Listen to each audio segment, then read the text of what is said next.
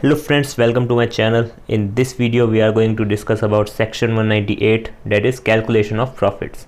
तो जो हमने section 197 में पढ़ा था, जो था ओवरऑल मैक्सिमम मैनेजरियल रेम्यूनरेशन, उसमें कुछ लिमिट्स हमने डिस्कस की थी। 11% of net profit, 10% of net profit, 5% of net profit, ऐसी बहुत सारी लिमिट्स डिस्कस की थी। तो वो जो नेट प्रॉफिट था ना, वो इस सेक्शन के अकॉर्डिंग कैलकुलेट करना है हमें, यानी सेक्शन 198 के अकॉर्डिंग कैलकुलेट होगा नेट प्रॉफिट। और इसमें 4 सेगमेंट में हम सीखेंगे। पहले सबसेक्शन 2, 3, 4, 5। ओके, सबसेक्शन 2 में लिखी हुई है ऐसी इनकम्स जिनका हमें क्रेडिट मिलेगा। सबसेक्शन 3 में ऐसी इनकम्स जिनका हमें क्रेडिट नहीं मिलेगा। ओके, सबसेक्शन 4 में ऐसे एक्सपेंसेस जिनका हमें डिडक्शन मिलेगा। एंड सबसेक्शन 5 में ऐसे एक्सपेंसेस जिनका हमें कोई डिडक्शन नहीं मिलेगा। ओके, तो ये 4 मेन सेगमेंट हैं जिनमें हमें सेक्शन 198 कवर करना है। ओके, और सबसेक्शन 1 में क्या लिखा हुआ है कि हमें नेट प्रॉफिट इन सेक्शंस को ध्यान में रखते हुए कैलकुलेट करना है, यानी क्रेडिट वगैरह देखना है, डिडक्शन वगैरह सब देखना है। ये सबसेक्शन 1 में लिखा हुआ है। ओके, तो टोटल 5 ही सबसेक्शन है इसके। तो स्टार्ट करते हैं सबसे पहले सबसेक्शन 2, जिसमें लिखा हुआ है credit shall be given for the sum. तो कोई भी बाउंड्रीज या फिर सब्सिडीज़ कोई भी गवर्नमेंट प्रोवाइड कराती है या फिर कोई भी पब्लिक अथॉरिटी प्रोवाइड कराती है जो कॉन्स्टिट्यूट की गई है या ऑथराइज्ड की गई है इन this behalf by any government. Okay, तो वो प्रोवाइड करा रही है हमें बाउंड्रीज, मतलब कोई भी सम अगर गवर्नमेंट पे करती है फॉर प्रमोशन ऑफ ट्रेड और समथिंग, राइट, तो उसके लिए जो भी पैसा दिया जाता है उसको बाउंड्रीज कहते हैं। एंड सब्सिडीज़ तो आपको पता ही है, जो भी गवर्नमेंट वगैरह प्रोवाइड कराती है for promotion of anything, right, दोनों सेम ही थिंग है, बस बाउंड्रीज जो है वो थोड़ा ट्रेड प्रमोशन के लिए ज़्यादा दिया जाता है। Okay, so next is subsection 3, जिसमें दे रखा है credit shell not B given for दो सम्स। कौन कौन से सम्स हैं इसमें? प्रॉफिट्स जो भी हमें मिलते हैं किस में, by way of premium on shares, यानी जो भी शेयर्स कंपनी इशू करती है या डिवेंचर्स इशू करती है, उस पर अगर प्रीमियम मिलता है उसको कोई, तो वो जो प्रीमियम है वो प्रॉफिट में इंक्लूड नहीं करना है हमें। क्यों? बिकॉज ये जो है प्रीमियम वो ऐसे भी हम इंक्लूड नहीं करते, वो कहाँ जाता है? सीधा सिक्योरिटी प्रीमियम रिजर्व में, राइट। तो इसीलिए वो जो प्रॉफिट है उसको हमें नेट प्रॉफिट में इंक्लूड नहीं करना।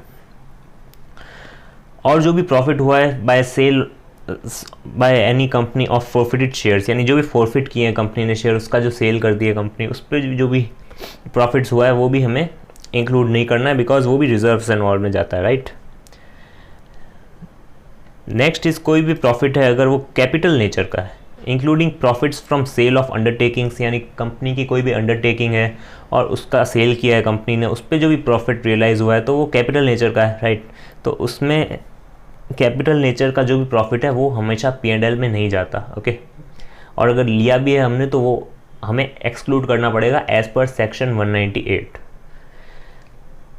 And also sale of any immovable property, कोई हमने सेल की है या फिर कोई फिक्स्ड एसेट सेल किया है जिसका कैपिटल नेचर का जो प्रॉफिट है हमें रियलाइज़ हुआ है, comprised in the any undertaking, किसी अंडरटेकिंग में कोई इमूवेबल प्रॉपर्टी है या अंडर फिक्स्ड एसेट है उसका हमने सेल किया है और उस पर प्रॉफिट रियलाइज़ हुआ है, तो वो भी हमें एक्सक्लूड करना है। ओके, उसका हमें कोई क्रेडिट नहीं मिलेगा in net profit as per section 198। और कोई भी चेंज हुआ है अगर carrying amount of the asset में, जिसकी वजह से क्या हुआ है,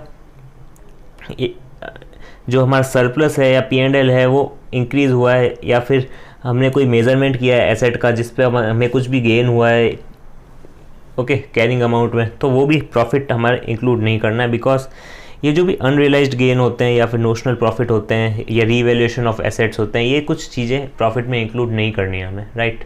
कुल मिला के इसमें यही कहा गया है कि जो रेवेन्यू नेचर के इनकम है वो ही हमें ऐड करनी है, इसके अलावा और कोई भी एक्स्ट्रा इनकम लाइक प्रीमियम वगैरह, फोरफिचर के शेयर्स सेल्स किए हैं कंपनी ने, या फिर कैपिटल नेचर की कोई प्रॉफिट हुआ है उसको, फॉर एग्जांपल कोई भी एसेट वगैरह बेचा है, अंडरटेकिंग सेल की है, ओके, या रीवैल्यूएशन ऑफ एसेट हुआ है, नोशनल गेंस वगैरह हुए हैं, तो वो सारे हमें इंक्लूड नहीं करने हैं as per section 198। Okay, next is sub section 4, जिसमें सम्स शैल बी डिडक्टेड, यानी ऐसे एक्सपेंसेस जिनका हमें डिडक्शन मिलेगा, यानी वो हमें लेस करने हैं, यानी एक्सपेंसेस में इंक्लूड होंगे वो, राइट। तो all the usual working charges, कोई भी हम कंपनी पे करेगी तो उसका हमें डिडक्शन मिलेगा, या फिर डायरेक्टर्स का रेम्यूनरेशन, बोनस या कमीशन पे किए हमने या फिर पेबल है तो भी हमें डिडक्शन मिलेगा, या कोई भी tax notified by the central government on abnormal profits, यानी कोई भी एबनॉर्मल प्रॉफिट है तो उस पर भी हमें डिडक्शन मिलेगा अगर हमने उस पर टैक्स पे किया है तो। और अगर कोई नॉर्मल प्रॉफिट है देन नहीं मिलेगा, राइट। अगर एबनॉर्मल प्रॉफिट है उस पर हमने टैक्स पे किया देन हमें डिडक्शन मिलेगा, यानी वो हमें लेस करना है, ओके। एंड स्टार क्यों बनाया इसके पास में, बिकॉज इससे मिलता जुलता एक और पॉइंट है, any tax on business profit imposed for special reason या फिर स्पेशल सर्कमस्टेंसेज में, राइट। कोई भी स्पेशल रीज़न से अगर टैक्स हमने पे किया है, यानी any tax on business profit imposed for special reason, यानी किसी स्पेशल रीज़न या फिर स्पेशल सर्कमस्टेंसेज में हमने कोई टैक्स पे किया है and notified by the central government in this behalf, then also हमें उसका डिडक्शन मिल जाएगा, ओके। नेक्स्ट इज़ इंटरेस्ट, यानी इंटरेस्ट पे भी स्टार इसलिए बना है बिकॉज इसमें भी कई सारे पॉइंट्स हैं, यानी interest on debentures, interest on mortgages and also interest on unsecured loans, advances, और भी कई सारे इंटरेस्ट हो सकते हैं, तो वो सारे इंटरेस्ट का हमें डिडक्शन मिलेगा। And also expenses on repairs whether to immovable और मूवेबल प्रॉपर्टी, प्रोवाइडेड रिपेयर्स जो हैं वो कैपिटल नेचर के नहीं होने चाहिए, बिकॉज हमने पहले भी सीखा है कि कैपिटल नेचर का कोई भी खर्चा है then also it is not deducted, okay, वो P&L में नहीं आएगा। सो कैपिटल नेचर का अगर हमने कोई भी खर्चा नहीं किया है, उसके अलावा जो भी रिपेयर्स किए हैं हमने, तो वो हमें डिडक्शन मिल जाएगा easily. Outgoings inclusive of contributions made under section 181, ये क्या चीज़ है, ये है companies to contribute to the charitable funds, इसका सेक्शन है 181, इसको हम डिटेल में डिस्कस कर लेंगे। बट इसमें क्या है, मेनली कॉन्ट्रीब्यूशंस वगैरह हैं जो चैरिटी के लिए कंपनी देती है, उसका भी हमें डिडक्शन मिलेगा एज अ डोनेशन एक्सपेंसेस और something like that, right. Next is depreciation to the extent specified in section 123 के अकॉर्डिंग जो भी डेप्रिसिएशन बनता है वो हमें मिलेगा उसका डिडक्शन। नेक्स्ट इज कोई भी एक्सेस एक्सपेंडिचर हमने किया है ओवर इनकम, यानी इनकम से ज़्यादा एक्सपेंडिचर हमने किया है, और वो कब किया है, लास्ट किसी भी साल में जिसमें हमने नेट प्रॉफिट कैलकुलेट किया था as per this section, okay, but at और after the commencement of this act, यानी ये जब एक्ट कमेंस हुआ था उस समय या फिर उसके बाद में कभी भी किया है, ओके। और उसका हमने एक्सेस जो भी हमने एक्सपेंडिचर किया था उसका हमने डिडक्शन लिया ही नहीं है, okay, in any subsequent year, then also उसका डिडक्शन हम ले सकते हैं। एंड ऑल्सो कोई भी कंपेंसेशन पे किया है या फिर डैमेजेस पे किए हैं, okay, in virtue of any legal liability है उसके लिए हमने कोई भी कंपेंसेशन डैमेजेस पे किए हैं, including a liability arising from breach of contract, यानी कोई भी ब्रीच ऑफ कॉन्ट्रैक्ट हुआ है उसके लिए हमने कोई भी डैमेजेस कंपेंसेशन कुछ भी पे किया है उसका भी हमें डिडक्शन मिल जाएगा, okay. And any sum paid by way of insurance against the risk of meeting any liability such as is referred to clause M, okay, clause M कौन सा है, यही वाला, ये compensation वाला जो हमने लास्ट clause पढ़ा ना, यही है। तो इस compensation से बचने के लिए अगर हमने कोई भी इंश्योरेंस लिया है against the risk, then also उसका भी हमें डिडक्शन मिलेगा। और कोई भी बैड डेब्ट्स होते हैं या फिर हम बैड डेब्ट्स को राइट ऑफ करते हैं उसका भी हमें डिडक्शन मिल जाएगा, ओके। तो ये सारे कुछ एक्सपेंसेस थे जिनका हमें डिडक्शन मिलता है। अब हम पढ़ेंगे जिनका डिडक्शन नहीं मिलेगा, यानी sums shall not be deducted, okay.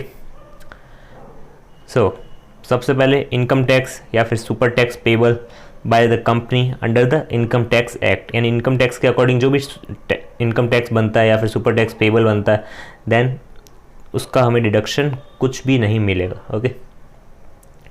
और any other tax on the income of the company not falling under clause D and E of सब सेक्शन 4, ओके। सब सेक्शन 4 में क्लॉज डी और क्लॉज ई क्या था, क्लॉज डी था any tax notified by central government जो कि है ऑन एबनॉर्मल प्रॉफिट, यानी एबनॉर्मल प्रॉफिट पे जो भी हम टैक्स पे करेंगे उसका मिल जाएगा हमें, ओके। तो उसी का एक्सेप्शन यहाँ पे लिखा हुआ है कि not falling under clause D and clause E. Clause ई में क्या था, कुछ स्पेशल रीज़न या फिर स्पेशल सर्कमस्टेंसेस के लिए हम टैक्स पे करते हैं on business profit, then also it is deductible, okay. तो वही है कि कोई भी अदर टैक्स हम पे कर रहे हैं except clause D and clause E और ऑफ सबसेक्शन 4, सबसेक्शन 4 जो हमने लास्ट में अभी किया, ओके। नेक्स्ट इज कोई भी कंपेंसेशन या डैमेजेस या फिर payment made under voluntarily, okay, यानी कोई कंपल्शन नहीं है, फिर भी हम वॉलंटरली पे कर रहे हैं, देन उसका डिडक्शन हमें नहीं मिलेगा। Okay, otherwise then in virtue of liability such as in refer to clause M of subsection 4। Subsection 4 clause M क्या था? एनी कंपेंसेशन या फिर डैमेजेस, कोई भी लीगल लाइबिलिटी है तो। ओके, तो यहाँ पे बेसिकली कहा गया कि कोई भी लीगल लाइबिलिटी नहीं है, फिर भी कंपनी क्या कर रही है, किसी को, फॉर एग्जांपल अपने कोई एम्प्लॉय को, डायरेक्टर को कोई भी कंपेंसेशन पे करती है या फिर डैमेजेस पे करती है या फिर कोई भी पेमेंट करती है वॉलंटरीली, यानी अपनी मर्जी से। ओके, किसी भी तरह का कंपल्शन नहीं है, मैंडेटरी नहीं है, देन उसके अलावा फिर भी कर रही है कंपनी वॉलंटरीली, देन उसका हमें कोई भी डिडक्शन नहीं मिलेगा, यानी प्रॉफिट्स में से ये एक्सपेंस लेस नहीं होगा। ओके, नेक्स्ट इज कोई भी लॉस है कैपिटल नेचर का, then also it is not deductible. या फिर एनी चेंज, ये हमने पॉइंट उसमें भी पढ़ा था गेन के केस में, और ये है लॉस के केस में। तो कोई भी कैरिंग अमाउंट में फ्लक्चुएशन आती है, यानी कैरिंग अमाउंट चेंज होता है यानी कम हो जाता है। ओके, तो उस केस में भी हमें कोई डिडक्शन नहीं मिलेगा। ओके, बेसिकली रीवैल्यूएशन की बात की गई है।